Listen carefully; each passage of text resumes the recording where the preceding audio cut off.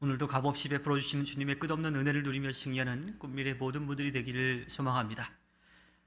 예수님은 앞선 마태복음 24장에서 종말의 때의 가장 좋은 대비는 늘 깨어 있는 거라고 말씀해 주셨어요. 그리고 이어서 세 가지 비유로 어떻게 깨어 있어야 할지에 대해서 말씀해 주십니다.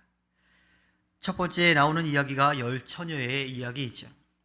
그들은 신랑이 올 때를 기다렸다가 신랑을 잔치집으로 인도하고 또 신방으로 인도하는 일을 맡은 사람들입니다.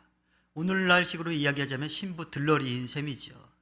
그들은 저마다 등불을 들고 신랑을 맞으러 나갑니다. 그런데 오늘 말씀 가운데 그 10명 가운데 절반은 지혜롭고 슬기롭고 절반은 어리석다라고 이야기를 하고 있어요. 이 어리석음과 슬기로움의 차이는 여분의 기름을 준비했느냐 그렇지 않았느냐로 나누어지게 되어 있지요. 유대인의 결혼 풍습에 따라 신부는 이 신부 집에서 잔치가 벌어지고 있었고 머지않아 신랑이 그 잔치집으로 오게 될 겁니다. 그런데 밤이 늦도록 아무리 기다려도 신랑이 오지를 않아요. 그래서 10명의 처녀가 다 그 신랑을 기다리다가 그 졸음을 이기지 못하고 깜빡 잠들어 버린 거지요. 얼마의 시간이 흘렀을까요? 한참 후에 신랑이 도착했고 신랑이 왔다라고 하는 이야기를 듣고 처녀들이 깨어서 보니까 등불이 이제 꺼져가기 시작합니다. 그래서 기름을 준비했던 슬기로운 5 처녀는 자기들이 준비한 기름을 부어서 그 등불을 계속 밝히고 기다리고 있었고요. 어리석은 처녀들은 기름을 준비하지 않아서 이제 불이 다 꺼져가는 것을 알았어요. 그래서 그 기름을 가지고 있던 처녀들에게 기름을 좀 나눠달라고 요청을 하죠.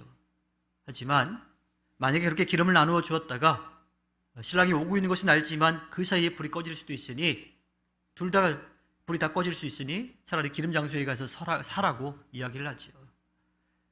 그래서 기름을 준비하지 못했던 어리석은 처녀들은 결국 기름을 사러 나갔고 그 사이에 기다리던 신랑이 도착했습니다.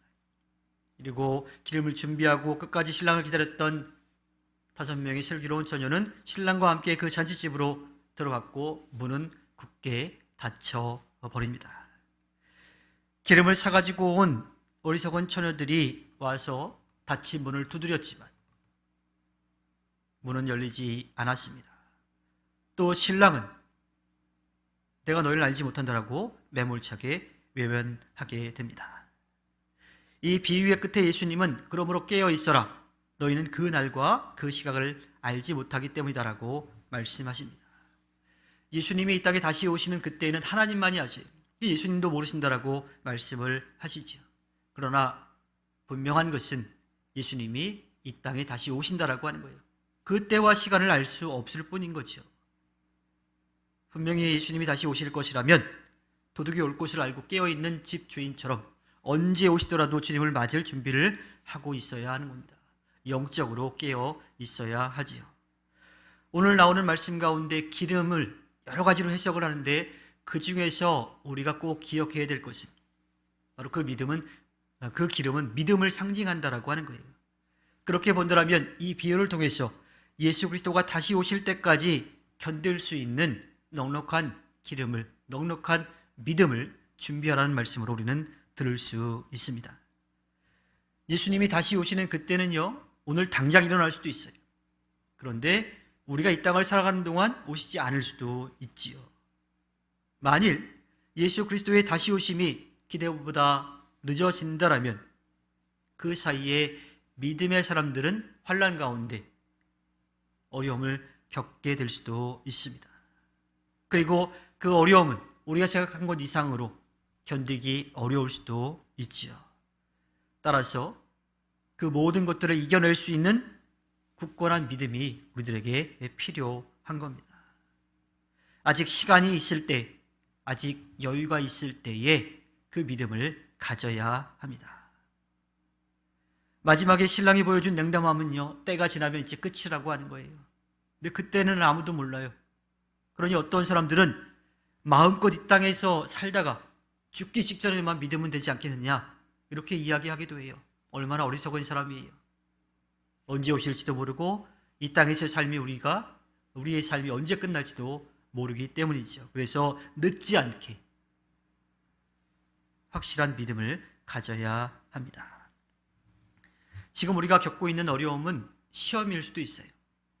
그런데 그 시험에 흔들려서 넘어져 버리면 실패할 수밖에 없지요.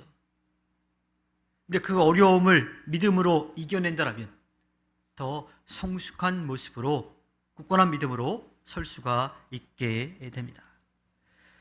마태복음 24장에서 예수님은 종말이 오기 전에 더 많은 또 더 극심한 어려움을 겪게 될 거라고 말씀해 주셨습니다. 따라서 지금 우리가 겪고 있는 일들은 구원의 은혜를 누리기 위한 하나의 훈련 과정, 또 성숙한 믿음으로 나아가기 위한 과정임을 기억해야 합니다. 믿음의 사람들은 이 환난을 통해서 굳건한 믿음으로 서야 하지요. 정금과 같이 단련되어서 든든히 서야 합니다. 그럴 때 앞으로 더 큰 환난이 오더라도 이겨낼 수가 있지요. 그리고 그 구원의 은혜를 누릴 수 있게 됩니다. 중요한 것은 지금 우리가 그것을 깨달았을 때에 그것을 놓치지 않고 그 믿음을 지켜가는 겁니다.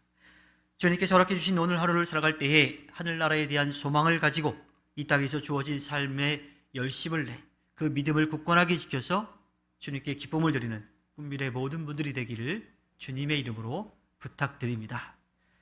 기도하겠습니다.